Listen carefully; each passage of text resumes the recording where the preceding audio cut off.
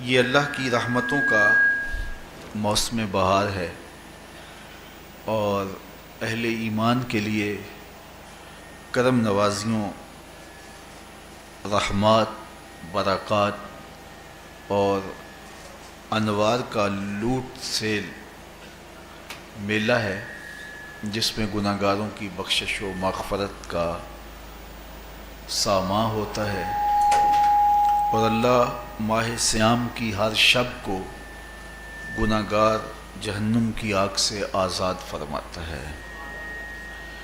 یہ بابرکت مہینہ اپنے دامن میں اتنی برکتیں لیے ہوئے جلوہ گر ہوتا ہے کہ رسول کریم صلی اللہ علیہ وآلہ وسلم نے ارشاد فرمایا، اگر لوگوں کو پتہ چل جائے کہ رمضان میں کیا ہے تو وہ آرزو کریں کہ پورا سال ہی رمضان رہے۔ اتنی برکتیں اور اتنی رحمتیں اللہ نے اس مبارک مہینے کے دامن میں ڈال دی ہیں۔ میں نے جو آپ کے سامنے آیت کریمہ تلاوت کی ہے، اس میں بھی اس مفہوم کو بیان فرمایا گیا کہ اے ایمان والو، تمہارے اوپر روزے فرض کیے گئے ہیں جس طرح تم سے پہلوں پہ فرض کیے گئے تھے۔ یا ایھا الذین آمنوا کتب علیکم الصیام کما کتب علی الذین من قبلکم۔ کیوں فرض کیے گئے؟ وجہ کیا ہے؟ لعلکم تتقون، تاکہ تم متقی بن جاؤ، تم پرہیزگار بن جاؤ۔ تو روزے کی فرضیت کا نتیجہ تقوی کا حاصل ہونا ہے، اتقاء کی دولت کا نصیب ہونا ہے۔ تو اس آیت کریمہ میں تین چیزیں بیان کی گئی۔ سب سے پہلی، اے ایمان والو، تمہارے اوپر روزے فرض کیے گئے۔ پھر دوسری بات، جس طرح تمہارے سے پہلوں پہ فرض کیے گئے۔ اور تیسری بات، تاکہ تمہیں تقوی کا نور نصیب ہو، تمہیں اتقاء کی دولت نصیب ہو۔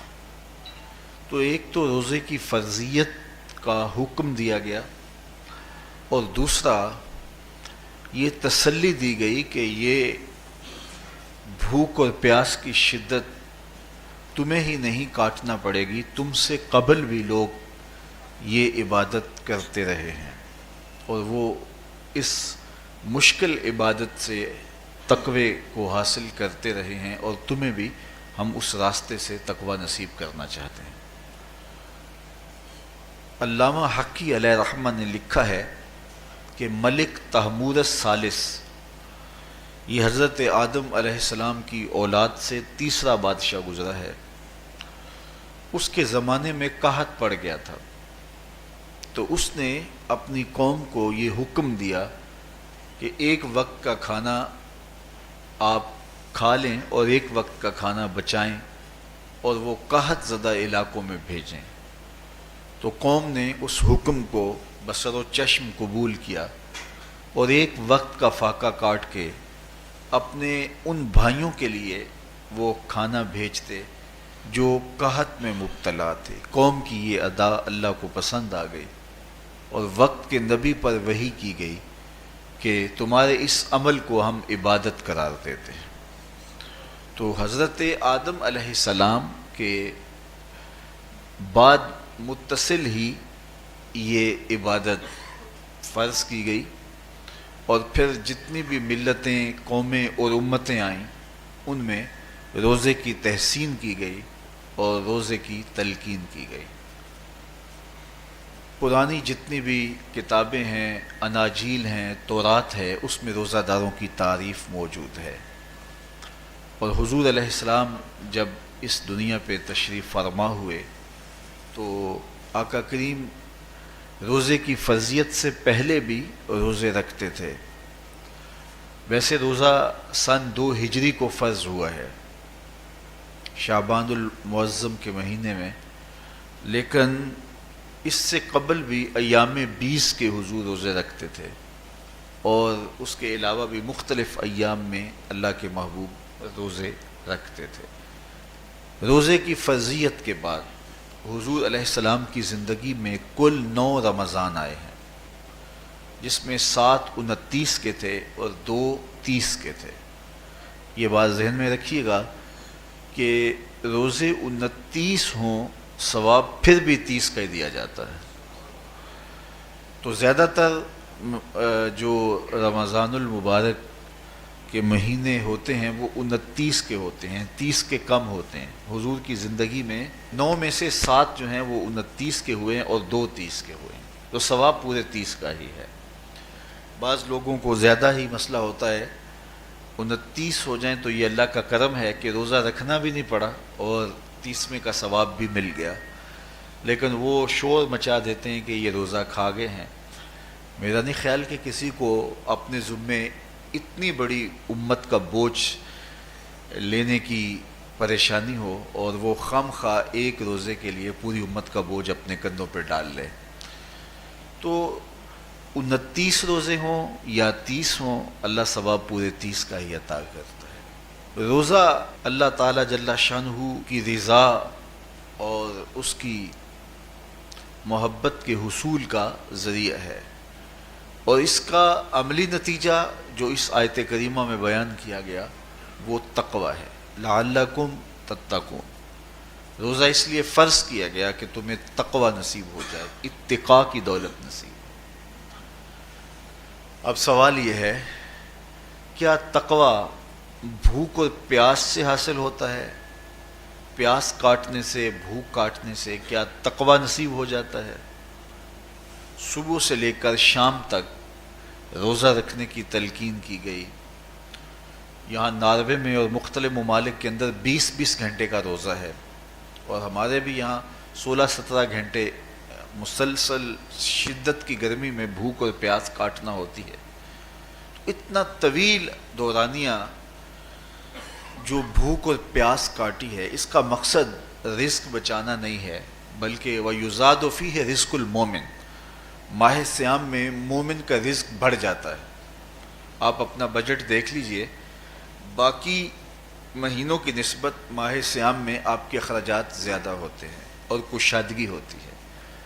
تو یہ کوئی خوراک بچاؤ مہم نہیں ہے، بلکہ رزق تو بڑھ جاتا ہے، لیکن اس کے باوجود 20 گھنٹے، 17 18 گھنٹے پیاس اور بھوک کاٹنا، اس کا کوئی مقصد ہے تو وہ مقصد قرآن نے بیان کیا کہ اس کے نتیجے میں تمہیں اتقاء کی دولت ملے گی، تمہیں تقوی کا نور نصیب ہوگا.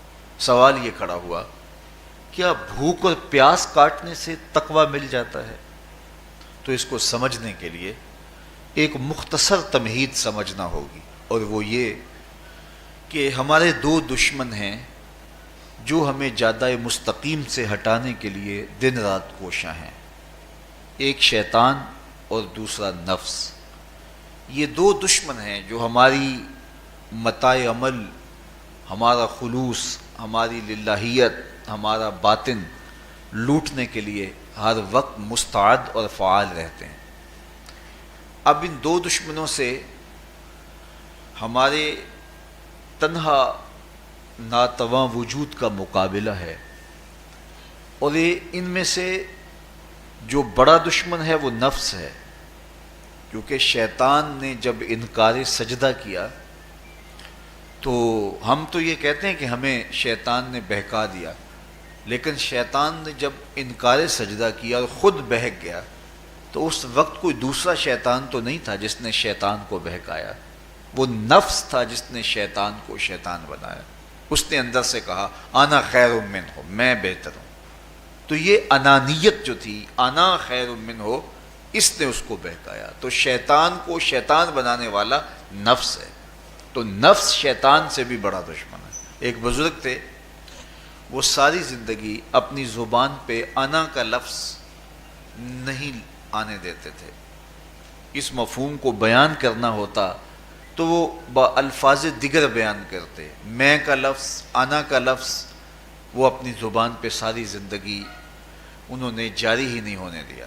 کہتے تھے اس لفظ نے شیطان کا بیڑا غرق کر دیا، تو میں یہ لفظ زبان پہ آنے نہیں دوں گا. اچھا، بندے بھی بڑے عجیب ہوتے ہیں. کسی نے کہا لو ان کی زبان پہ یہ لفظ آتا کیوں نہیں، میں جاتا ہوں اور ان کی زبان پہ یہ لفظ آئے ہی آئے. چلے گئے. بزرگ تشریف فرما تھے، نماز کا وقت قریب ہو رہا تھا. حضرت ایک مسئلہ پوچھنے آیا ہوں. کہا پوچھیے. شیطان کو کس چیز نے برباد کیا؟ حضرت آپ تو بولیں گے کہ میں نے، آنا نے، تو کہوں گا جیسے بھی ہوا ان کے زبان پہ لفظ میں تو آ ہی گیا نا. تو وہ بزرگ بھی بڑے سیانے تھے، اس کی نیت کا کھوٹ سمجھ گئے. فرمانے لگے بیٹا نماز کا وقت ہو گیا ہے، نماز پڑھ لیتے ہیں پھر اس پہ بات ہوتی ہے. نماز ہوئی، سلام پھرا تو خود ہی فرمانے لگے کسی نے کہا تھا کہ شیطان کو کس چیز نے برباد کیا، جواب دینا چاہ رہا ہوں کس نے پوچھا تھا، جھٹ کھڑا ہو گیا میں نے. کہا اسی چیز نے اس کا بیڑا غرق کر دیا. تو جو نفس تھا وہ شیطان کو شیطان بنانے والا ہے. تو ہمارے ساتھ نفس بھی لگا ہوا ہے، ہمارے پیچھے شیطان بھی لگا ہوا ہے. شیطان بھی بڑا مکار دشمن ہے، چھوٹا دشمن یہ بھی نہیں ہے. یہ ہماری متاع عزیز کو، متاع ایمان کو، متاع عمل کو، متاع خلوص کو لوٹنے کے لیے دن رات مستعد اور فعال رہتا ہے. اللہ کے محبوب نے فرمایا الشیطان جاسم علی قلب ابن آدم فاذا ذکر اللہ خانسا واذا غفل وسوسا. شیطان اولاد آدم کے دل پہ قبضہ جما کے بیٹھ جاتا ہے. جب یہ اللہ کا ذکر کرتا ہے تو بھاگ جاتا ہے، اور جب یہ اللہ کے ذکر سے غافل ہوتا ہے تو یہ وسوسہ اندازی کرتا ہے. تو شیطان اولاد آدم کے دل پہ قبضہ جماتا ہے. اسے پتہ ہے کہ دل قابو میں آ گیا تو پورا بدن قابو میں آ گیا، چونکہ میرے اعضائے بدنیاں میرے دل کے تابع ہیں. موسم اچھا ہے، رت سہانی ہے، صحن چمن میں پھول کھلے ہیں، لیکن میرا دل نہیں چاہ رہا تو ٹانگیں جنبش ہی نہیں کریں گی. مرغن غذائیں سامنے پڑی ہیں اور آپ کا تقاضا ہے کہ جناب لے لیجئے، لیکن میرا جی نہیں چاہے گا تو ہاتھ جنبش نہیں کریں گے. آسمان ستاروں اور کہکشاؤں سے بھرا ہوا ہے، جی نہیں چاہے گا تو نظر نہیں اٹھے گی. آپ سماعتیں بچھائے بیٹھے تھے، جی نہیں چاہے گا زبان نہیں بولے گی. تو پورے آزاد دل کے تابع ہیں، اور اگر دل شیطان کے تابع ہو گیا، اس کے ہتھے چڑھ گیا، تو پھر اعضاء وہی کریں گے جو شیطان چاہے گا. اور اگر یہ دل مالک کی محبت سے سرشار ہوگا تو پھر دل جو چاہے گا وہی اعضاء کریں گے. تو دل اللہ کی نافرمانی کی چاہت ہی پیدا نہیں ہونے دے گا، تو اعضائے بدنیاں کا رخ بھی اللہ کی رضا کے حصول کے لیے ہوگا. تو شیطان بھی قبضہ دل پہ جماتا ہے اور دل کو قابو میں کر کے حضرت انسان کا بیڑا غرق کرتا ہے. اللہ تعالیٰ کا کرم یہ ہوا اذا جاء رمضان سلسلۃ الشیاطین. اللہ کے محبوب علیہ السلام ارشاد فرماتے ہیں جب ماہ صیام آتا ہے تو شیاطین جکڑ دیے جاتے ہیں، جنت کے دروازے کھول دیے جاتے ہیں، جہنم کے دروازے بند کر دیے جاتے ہیں. اب ہمارے دو دشمن تھے، ایک نفس اور دوسرا شیطان. دونوں کے مقابلے میں ناتواں اور کمزور جان کو مقابلے میں آنا پڑتا تھا. لیکن جب ماہ صیام آیا، یہ ماہ انور آیا، تو ہمارے دو دشمنوں میں سے ایک دشمن باندھ دیا گیا. اب ہمارا مقابلہ صرف ایک دشمن سے رہ گیا. دیکھیے ماہ رمضان آتا ہے تو مسجدوں کے در کشادہ ہو جاتے ہیں، لوگوں کا رجحان دین کی طرف ہوتا ہے. جو 5 نمازیں بھی نہیں پڑھتے ہوتے ان کو تراویح میں بھی کھڑا ہوتا دیکھتے ہیں. اہتمام ہوتا ہے، نیکی کا، صدقہ و خیرات کا ماحول پیدا ہوتا ہے. ایسا کیوں ہے کہ شیطان بند گیا؟ لیکن اس کے باوجود نظر بھٹک رہی ہے، خیالوں میں آوارگی ہے، اور رشوت کا بازار گرم ہے. کیوں؟ کہ ابھی نفس موجود ہے. تو نیکی کا جو ماحول پیدا ہوا یہ شیطان کے بند جانے کی وجہ سے، اور برائی کا ماحول اب بھی موجود ہے یہ نفس کے موجود ہونے کی وجہ سے. تو ہمارے دو دشمن ہیں جو ہمیں جادہ مستقیم سے ہٹاتے ہیں، ایک شیطان اور دوسرا نفس. اب جب ماہ صیام آیا تو شیطان باندھ دیا گیا. اب ہمارا مقابلہ صرف نفس سے ہے، اور یہ نفس شیطان سے بھی بڑا دشمن ہے. شیطان کو شیطان بنانے والا نفس ہے، اور وہ ہمارے ساتھ جڑا ہوا ہے. ماہ صیام میں شیطان تو بند گیا لیکن نفس نہیں بندھا. اب ہمیں اپنے نفس کو کمزور کر کے اور اپنی فتح حاصل کرنی ہے اور تقوی کی منزل کو پانا ہے. اب شیطان تو اللہ نے باندھ دیا، اب نفس کو کیسے باندھے؟ تو آئیے نفس کی بندش کیسے ہوگی یہ کسی ایکسپرٹ سے پوچھیں گے کہ یہ کیسے اس کو باندھیں گے، اس کو کیسے قابو میں کریں گے. تو کسی ایسے شخص سے پوچھیں جو اس شعبے کا ماہر ہو. تو علامہ اقبال کے مرشد ملا جلال الدین رومی علیہ رحمہ کہتے ہیں آؤ تمہیں میں ایک معالج کا پتہ دیتا ہوں جو تمہیں اس بیماری کا علاج بتائے گا. اور اس کی بندش کے طریقے بتائے گا۔ شیخ رومی علیہ رحمہ فرماتے ہیں ہفت شہر عشق را اتار گشت ما ہنوز اندر خم یک کوچام۔ عشق کے 7 شہر شیخ فرید الدین اتار گھوم چکے ہیں، اور میرے جیسا شخص عشق کے پہلے شہر کی پہلی گلی کے کونے پہ کھڑا ہے۔ اب اندازہ کیے کہ جن کا پتہ حضرت ملا جلال الدین رومی دے رہے ہیں وہ کس بلند مرتبے پہ فائز المرام ہے۔ فرمایا کہ وہ عشق کے 7 شہر گھوم چکے ہیں اور میں پہلے شہر کی پہلی گلی کی نکر پہ کھڑا ہوں۔ اب شیخ فرید الدین علیہ رحمہ سے پوچھئے کہ شیطان تو بند گیا، اب نفس کا وبال ہمارے اوپر پڑ رہا ہے اور ہم اس کے باوجود ماہ صیام کے اندر گناہوں میں منہمک ہیں، تو ہمیں بتایا جائے کہ اس نفس کا علاج کیسے کیا جائے، ہمیں آپ کا پتہ بتایا گیا ہے۔ تو شیخ فرید الدین اتار بولے نفس نتواں کشت اللہ باسے چیز بات گوئم یاد گیرش اے عزیز۔ نفس نہیں مرتا، لیکن اگر 3 اسلحے تیرے پاس ہوں تو یہ ٹھہر بھی نہیں سکتا۔ وہ 3 اسلحے کون سے ہیں؟ خنجر خاموشی و شمشیر جو، نیزائے تنہائی و ترک ہجو۔ خاموشی کا خنجر، بھوک کی تلوار اور تنہائی کا نیزہ، یہ 3 اسلحے ایسے ہیں اگر تو یہ لے کر کے نفس پہ ٹوٹ پڑے تو پھر نفس کا مقابلہ تیرے لیے آسان ہوگا۔ خنجر خاموشی، خاموشی کا خنجر، اللہ کے محبوب علیہ السلام نے فرمایا من صامت نجا، جو خاموش ہو گیا وہ نجات پا گیا، کیونکہ انسان کی زندگی کی زیادہ آفتیں اس کی زبان کی وجہ سے ہیں۔ آپ اپنے گناہوں کا اور میں اپنے گناہوں کا اگر احتساب کروں تو ہمیں سب سے زیادہ گناہ زبان کے ملیں گے۔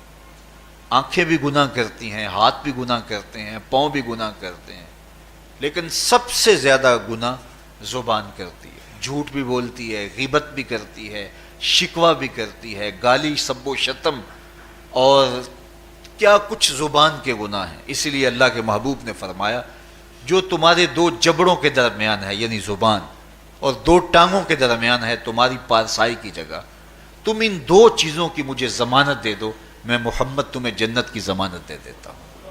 تو انسان کے سب سے زیادہ گناہ زبان کے ہیں اور اس کی پارسائی کی جگہ کے۔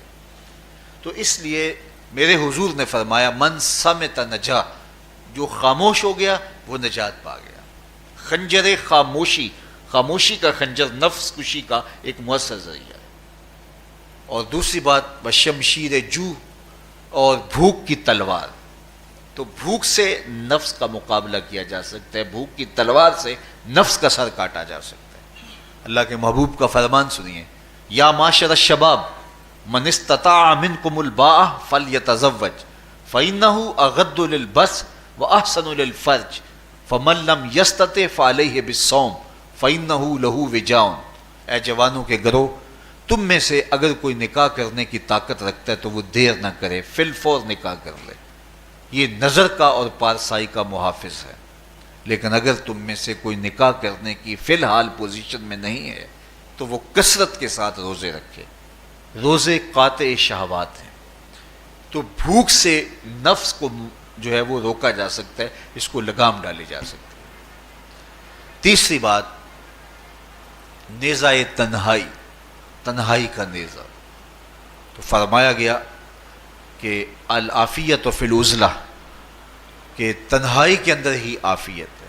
جب مجلسوں میں غیبت کی بدبو پھیلتی ہو اور چغلی کا ماحول معاشرے کا جزو لا ینفک بن جائے اور مجالس کے اندر نظروں کی پاکیزگی کا قائم رہنا مشکل ہو جائے اور انسان کی زندگی کے اندر گناہوں کا بہت بڑا سبب مجلسی زندگی ہو تو پھر اس سے تنہائی بہتر ہے۔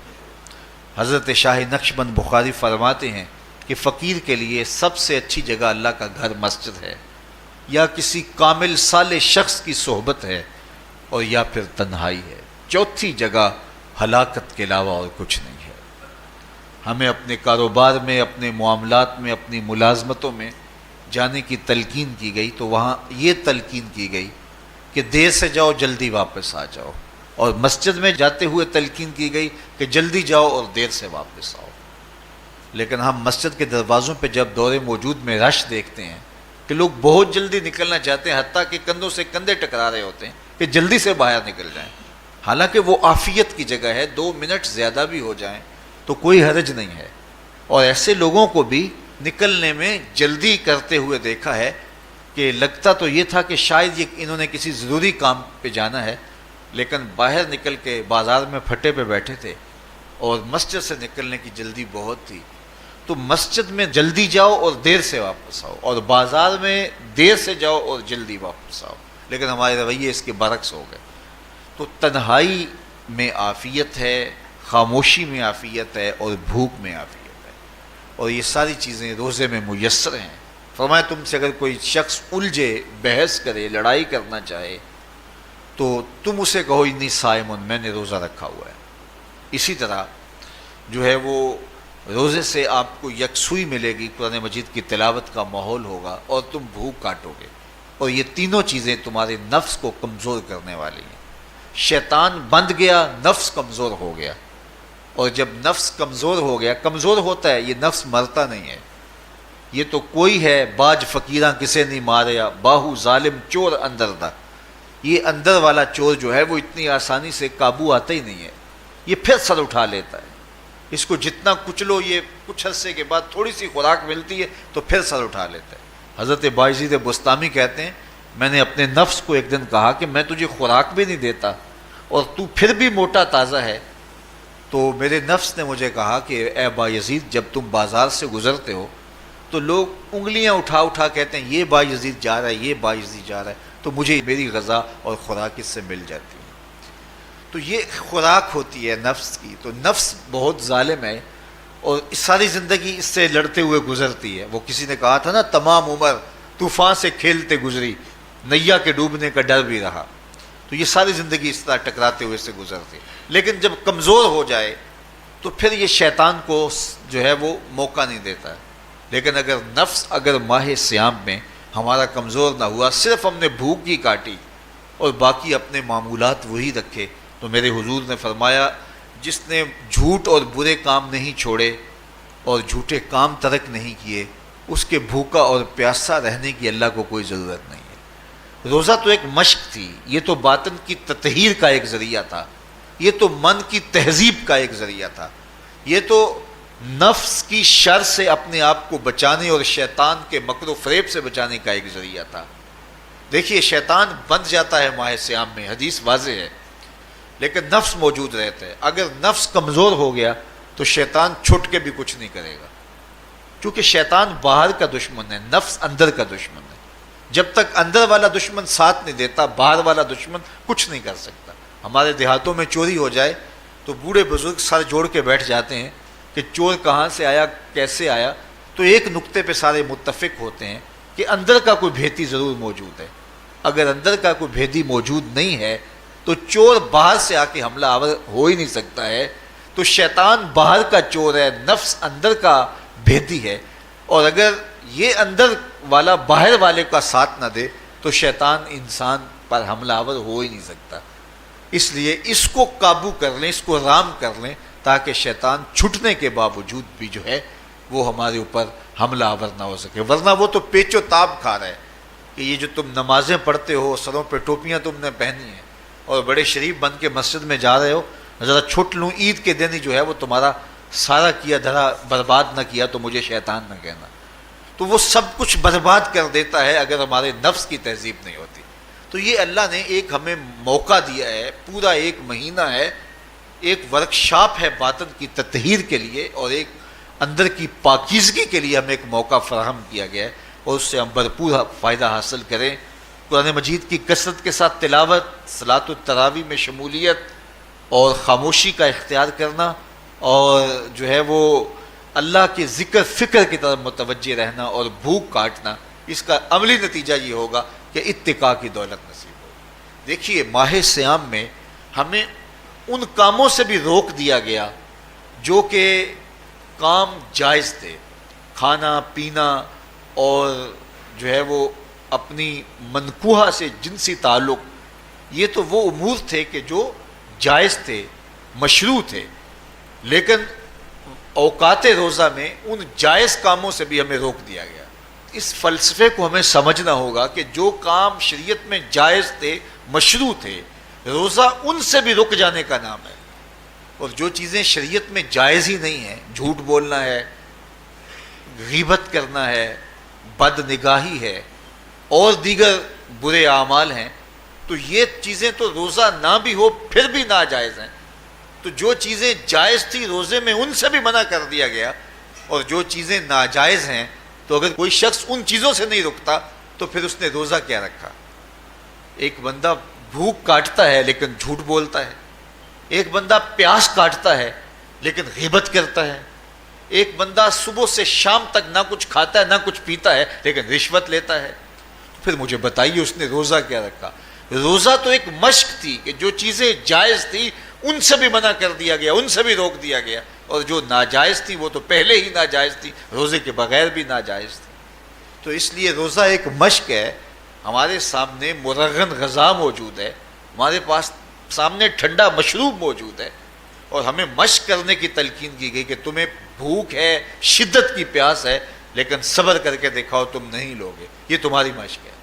تو پھر جو حرام ہوگا، اللہ کی طرف سے ممنوع ہوگا، تو اس کو تم کس طرح لوگے جب تمہاری یہ مشق ہو چکی؟ لیکن ہم اس مشق کے اندر ہی جب ان سے نہیں رکیں گے تو پھر ہمارا روزہ ہی نہیں ہوگا، پھر بھوک اور پیاس کاٹنے کے علاوہ کچھ نہیں ہوگا۔ بہت سارے روزہ دار ایسے ہیں جن کا روزہ سوائے بھوک اور پیاس کاٹنے کے کچھ نہیں ہے۔ اس لیے جن چیزوں سے اللہ نے منع کیا ہے ان سے تو رکنا ہی رکنا ہے۔ جو چیزیں مشروع ہیں ان سے وقتی طور پہ روکا گیا تو ان سے بھی روک کر کے روزے کی تکمیل کی جائے۔ اچھا، روزے میں ایک اور چیز ہے کہ ہمارے صوفیاء مراقبہ کر کے ایک دولت پاتے ہیں، اور وہ کیا کہ اللہ دیکھ رہا ہے۔ وہ مراقبے میں بیٹھ جاتے ہیں اور اس تصور میں ڈوب جاتے ہیں کہ میرا اللہ مجھے دیکھ رہا ہے، اور یہ یقین اپنے اندر اتارتے رہتے ہیں۔ اس کا نتیجہ یہ ہوتا ہے کہ پھر گناہ کرنا مشکل ہو جاتا ہے۔ یہ تصور جب بندے کے ساتھ جڑ جاتا ہے کہ میرا اللہ مجھے دیکھ رہا ہے۔ ماہ سیام میں یہ دولت اللہ بانٹ دیتا ہے۔ جو مراقبے سے صوفیاء حاصل کرتے ہیں، اللہ تعالیٰ اس دولت کو اہل ایمان پہ چھڑک دیتا ہے۔ کڑکتی دھوپ، برستی گرمی، زبان کانٹا، ہونٹ خشک، ٹھنڈا پانی دستیاب، دروازہ مقفل، کوئی دیکھنے والا بھی نہیں ہے، لیکن بندہ ایک گھونٹ بھی نہیں پیتا، وضو کرتے بھی احتیاط کرتا ہے کوئی قطرہ حلق سے نیچے نہ اتر جائے، کیوں کہ میرا اللہ مجھے دیکھ رہا ہے۔ جو چیزیں صوفیاء کو مراقبے سے نصیب ہوتی ہیں، ماہ سیام میں اللہ اس دولت کو بانٹ دیتا ہے، چھڑک دیتا ہے، بارش کی طرح وہ دولت برستی ہے، اور یہ تصور ہمارے ساتھ جڑ جاتا ہے کہ میرا اللہ مجھے دیکھ رہا ہے۔ ہم پانی نہیں پیتے، اللہ دیکھ رہا ہے، مرغن غذائیں موجود ہیں کہ اللہ دیکھ رہا ہے۔ تو میں یہ پوچھتا ہوں کہ ہم کھانا نہیں کھاتے کہ اللہ دیکھ رہا ہے، ہم پانی نہیں پیتے کہ اللہ دیکھ رہا ہے، لیکن جب رشوت لے رہے ہوتے ہیں اللہ اس وقت نہیں دیکھتا؟ جب نظر بھٹک رہی ہوتی ہے اللہ اس وقت نہیں دیکھتا؟ جب خیال بہک رہا ہوتا ہے اللہ اس وقت نہیں دیکھتا؟ جب سوچوں میں آوارگی آتی ہے اللہ اس وقت نہیں دیکھتا؟ تو یہ صرف وہ کھانے اور پینے کو ہی دیکھ رہا ہے، باقی امور زندگی کو نہیں دیکھ رہا، اور وہ کیا صرف رمضان میں دیکھتا ہے، غیر رمضان میں نہیں دیکھتا؟ تو یہ جو نور اترا تھا ماہ سیام میں، اس کو اپنے اندر اگر جذب کر لیا جائے تو زندگی سنور جاتی ہے۔ جو مراقبوں سے حاصل ہوتا تھا ماہ سیام میں، وہ میںہ کی طرح برسا، اور ہم اس کے اپنے اندر سمولیں، جذب کر لیں، تو نتیجہ یہ ہوگا کہ ہماری زندگی نور نہ لا نور ہو جائے گی۔ اور یہ تصور جب انسان کی زندگی میں جم جائے تو یہ گناہوں سے روکنے کا مؤثر ذریعہ ہے کہ میرا اللہ مجھے دیکھ رہا ہے۔ مجھے بتائیے اس سے بڑا ہیجان انگیز بھی کوئی منظر ہو سکتا ہے کہ حسن کی پتلی ہے، اور جو ہے وہ اس کی ایک ایک ادا اور اشوے سے قیامتیں پھوٹتی ہیں، اور وہ خود جناب یوسف کے سامنے اپنے حسن کو پیش کر رہی ہے، ساتوں دروازے بھی مکفل ہیں، بت کے اوپر بھی کپڑا ڈال لیا، اور زلیخا حضرت یوسف کو خود کہہ رہی ہے تالک یوسف اب تو آ جاؤ نا، ذرا آنکھ اٹھا کے میرے جلوے دیکھو۔ لیکن جناب یوسف کیا بولتے ہیں؟ قال معاذ اللہ، میں اللہ کی پناہ میں آتا ہوں۔ کہا تو 7 دروازے بند کر کے لوگوں کی نظروں سے چھپ گئی، اور موٹا کھیس ڈال کے اپنے زوم میں اپنے اس جھوٹے خدا سے بھی شرم کرتی ہے اور اس سے چھپ گئی، میں اس خدا سے حیا کیوں نہ کروں جو 7ویں کوٹھڑی میں بھی دیکھ رہا ہے۔ پھر اتنی روشنیاں برسی، اتنا یقین برسا کہ گناہ کیا، گناہ کا تصور بھی محال ہو گیا۔ تو مجھے بتائیے کتنا ہیجان انگیز منظر تھا جب حسن قدموں میں بچھنے کے لیے خود بےتاب تھا، اور حضرت یوسف جوان رانا ہیں، جوانی اور شباب پورے بانکپن پہ ہے، اور ادھر حسن مچل مچل کے قدموں میں بچھ رہا ہے، لیکن یہ جذبہ کہ میرا اللہ مجھے دیکھ رہا ہے ایسی رکاوٹ بنتا ہے، قال معاذ اللہ، کہا میں اللہ کی پناہ میں آتا ہوں۔ تو یہ یقین جب بندے کے ساتھ جڑ جاتا ہے کہ میرا اللہ مجھے دیکھ رہا ہے، تو پھر انسان کے لیے گناہ سے بچنا کوئی مشکل نہیں ہوتا۔ گھر میں فاقے ہوں، مشکل میں بندہ پھنسا ہو اور اس کو رشوت مل رہی ہو، تو پھر اپنا ہاتھ روکنا بڑا مشکل ہوتا ہے، بلکتے بچوں کا خیال آتا ہے۔ لیکن جب یہ خیال ہو کہ میرا رب میرا رازق ہے اور میرے اس عمل کو دیکھ رہا ہے، تو پھر بندہ اس کو پرے کا کی حیثیت بھی نہیں دیتا، اور جب وہ پاؤں کی ٹھوکر پہ بھی نہ رکھے تو پھر اللہ فرماتا ہے وَيَرْزُقْهُ مِنْ حَيْثُ لَا يَحْتَسِبُ، تو یہ کر کے دیکھ میں تجھے وہاں سے رزق دوں گا جہاں سے تجھے گمان بھی نہیں ہوگا۔ تو اپنے یقین کو کھڑا کر کے دیکھ، میرے اوپر اعتماد کر کے دیکھ۔ میرے حضور نے فرمایا اللہ پر توکل کرنے کا جو حق ہے اگر تم ادا کرو، وہ تمہیں ایسے رزق دے جیسے پرندوں کو عطا کرتا ہے۔